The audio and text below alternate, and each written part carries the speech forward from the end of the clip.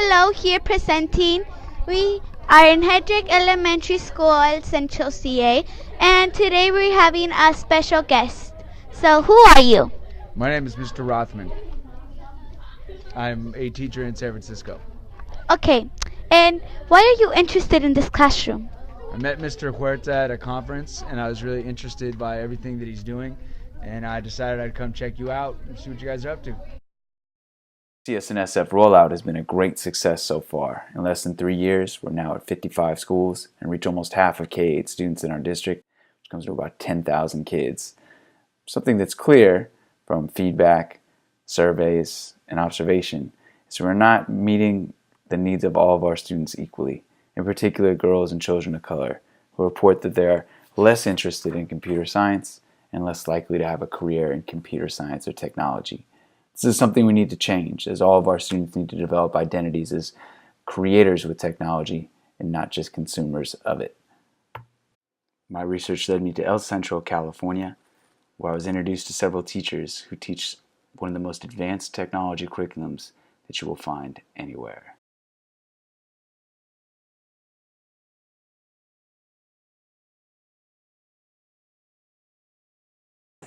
Okay, so Good morning. This is, can you introduce yourself, sir? Yes, hi, Jesus Huerta. I teach 6th grade, Hedrick Elementary in Central California. So I know they think of 3D printing as just like they're making stuff, but we can connect it like to art also. So what I did is I found stencils online, and I showed them that we can make artwork with it. So I went ahead and made this one first, and then if you look, you see some of the students made their own. They've used it before for advertising, because we do a couple game projects where other students come in from other classrooms. So basically there's silhouettes, there's stencils you can find online, but there's a way to make your own if you find a silhouette, or if you have a drawing, there's another way to do it like this. So let me connect this very quickly.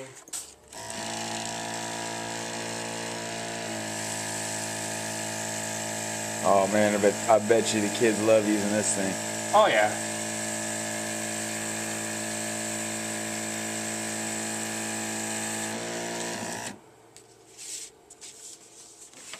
Let me fan it out. Tell us how you made this stencil. This is a really good I idea. traced it over the computer. Beautiful. And what's the next step? I'm gonna outline it with Sharpie so it can look darker. Okay, super smart. Then what? Then I'm gonna show Mr. H, and he's gonna do the stencil. Okay. Well, I hope you also do something. This is great. Great work. Thank you. Alrighty. So you got your image onto the SD card. Now what was the next step? The image onto an SD card, you had to put it in here, this hole, Yep. and you had to select it with this. Okay, so you selected the one that you're going to make? Yes. And how long do you think it'll take? Like 20 minutes. 20 minutes? Yeah. All right. What's going on? I see a picture. Who is that? Mr. Huerta. It's a Mr. Huerta? Looks just like him.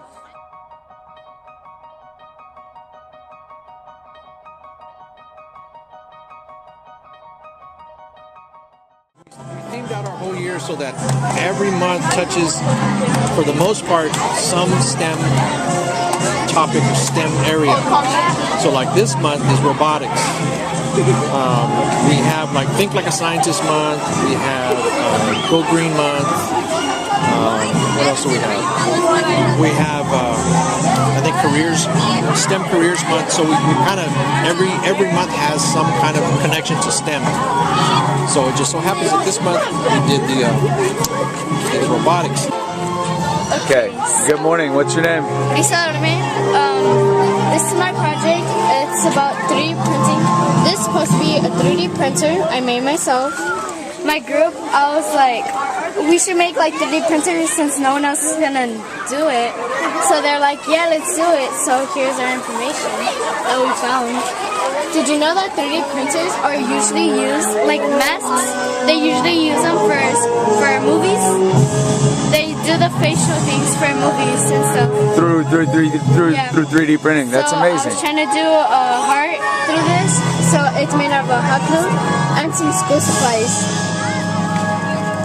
This is just our Arduino boats. Yeah, so And they're using servos to run the, yep. Okay. we're using DC motors. Yep. And they're running Arduino with a little L293 motor driver shield on top. Right. And then I think boys are using some lipo batteries because they've been deciding whether to use the 9-volt or the lipo, but I think they're using lipos. I think he's using a 9-volt. So the next plan, now that we have it, now that we know they'll move. So the next thing is we need to decide how we're going to get them to a real pool, a big pool. So it looks like it's field trip. What were some challenges you had to work through in creating this project? To find how to make the two propellers move this way for it to move actually. So sometimes one propeller will go front and one go opposite. Wait a minute, are they not going the same direction? To go the same direction. Okay. Go straight. Okay. And then sometimes one propeller will be going back and one propeller will come pushing there to the front, so it wouldn't work, so it wouldn't move at all. So, I think when we come back from spring break, we're gonna try to code it differently for it could turn by itself. Okay, how would what are you thinking? How would it know to turn by itself? We just have to turn off one turbine.